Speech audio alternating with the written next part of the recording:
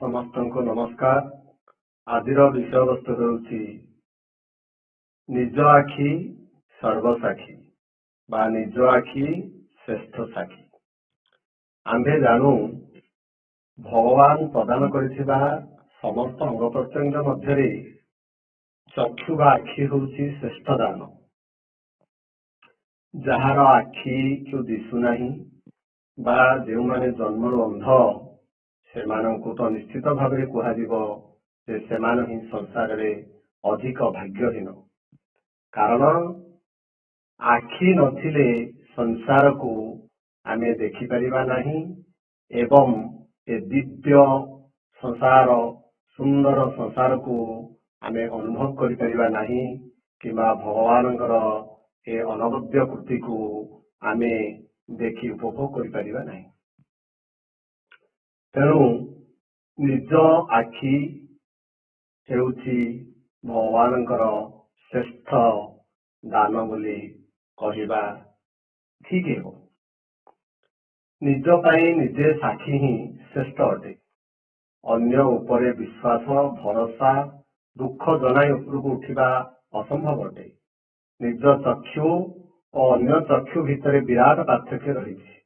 ନିଜର ସର୍ବ କାର୍ଯ୍ୟ ଉପଲବ୍ଧି ଓ ସଫଳତା ପ୍ରାପ୍ତି ପାଇଁ ନିଜ ଚକ୍ଷୁକୁ ଠିକ ବିନିଯୋଗ କରି ପରଖି ନିରେଖି କର୍ମ କଲେ ବିପଦର ପରିମାଣ କମ ହୋଇଥାଏ।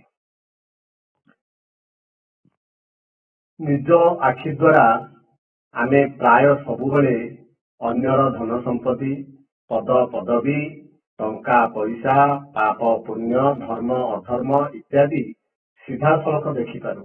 କିନ୍ତୁ ସେହି ଚକ୍ଷୁରେ ଆମେ ବିଶ୍ୱାସଘାତକତା ଈର୍ଷା ଦ୍ୱେଷ ଘୃଣା ଠକେଇ ଓ ପରଶ୍ରୀକାତରତାକୁ ସିଧାସଳଖ ଦେଖିପାରୁନାହୁଁ।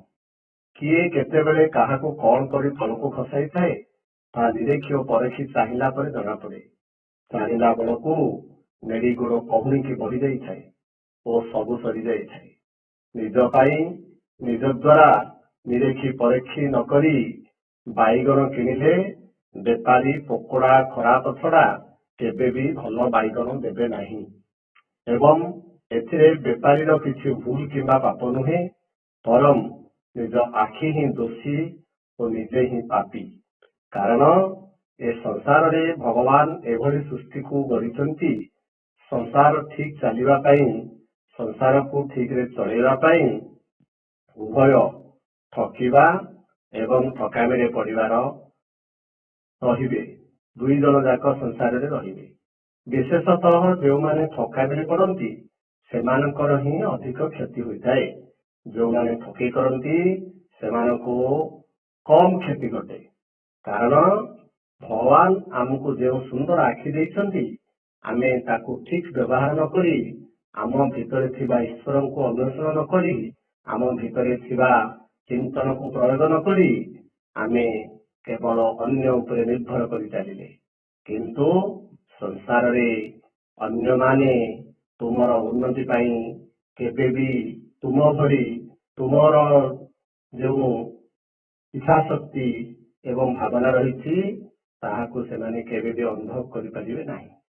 ତେଣୁ ଏଠାରେ କହିବାର ଉଦ୍ଦେଶ୍ୟ ହେଲା ଯେଉଁମାନେ ନିଜକୁ ନିଜେ ଗଢ଼ିବାକୁ ଚାହାନ୍ତି, ନିଜେ ସଫଳତା ପ୍ରାପ୍ତ କରିବାକୁ ଚାହାନ୍ତି, ବିଶେଷ କରି ଜୀବନରେ ବଡ଼ ବଡ଼ ପଦକ୍ଷେପ ନେବା ବେଳେ ନିଜ ଦ୍ୱାରା ହିଁ ପରଖନ୍ତୁ। ଆପଣଙ୍କ କାର୍ଯ୍ୟକୁ ଅନ୍ୟ କାହାରି ଉପରେ ଲଦି ଦିଅନ୍ତୁ ନାହିଁ। ଆପଣଙ୍କ କାର୍ଯ୍ୟକୁ ଅନ୍ୟ ଜଣେ ସମ୍ପନ୍ନ କରି ଆପଣ ତାଙ୍କ ଦ୍ୱାରା ସଫଳତା ପାଇବେ, ଏହା ସମ୍ପୂର୍ଣ୍ଣ ବୃଥା ଅଟେ। କେବେ ବି ତାହା ହେବ ନାହିଁ। ନିଶ୍ଚିତ ଭାବରେ ଆପଣ ଆପଣଙ୍କ ଜୀବନରେ ନେଉଥିବା ଗୁରୁତ୍ୱପୂର୍ଣ୍ଣ କାର୍ଯ୍ୟଗୁଡ଼ିକ ନିଜ ଦ୍ୱାରା ହିଁ ପରୀକ୍ଷା କରି ନିଜେ ହିଁ ତାହାର ସାକ୍ଷୀ ହୋଇ ଆଗକୁ ବଢ଼ନ୍ତୁ। ନିଶ୍ଚିତ ଉନ୍ନତି ହେବ। ଅନ୍ୟଥା ଆପଣ ସାରା ଜୀବନ ଅସୁବିଧା ଠକେଇରେ ପଡୁଥିବେ। ଏଠାରେ ଏକ ଉଦାହରଣ ନିଆଯାଇପାରେ। ଜମି କ୍ରୟ କଲା ବେଳେ କାଗଜପତ୍ର ଭଲ ଭାବରେ ଦେଖି ନିରେଖି ତାକୁ ପରୀକ୍ଷା କରି ଭେରିଫାଇ କରି ଜମି କିଣିଲେ ଆପଣ ଠକାମିରେ ପଡ଼ିବେ ନାହିଁ। କିନ୍ତୁ ବିକାଳି ଲୋକର କଥାରେ ଯଦି ବିଶ୍ୱାସ କରି କିଣି ଦିଅନ୍ତି ताहले दरकार पड़े आपण बहुत असुविधा पड़ जाई पारती।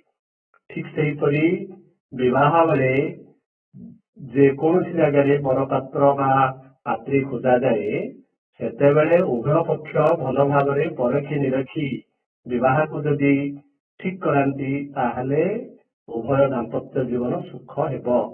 जदि ठीक भाव परखी निरखी नकरी सेठी जदि भाव विवल होई करा जाए ताहले किए क्या ठकी थी परवर्ती समय जहा हुए ताहा क्या आमर अछता नहीं। समस्त को धन्यवाद। मु डॉक्टर अश्विनी कुमार राउत, सहकारी प्रोफेसर गणित विभाग, श्री कृष्णचंद्र गजपति महाविद्यालय, पारलाखेमुदी। नमस्ते।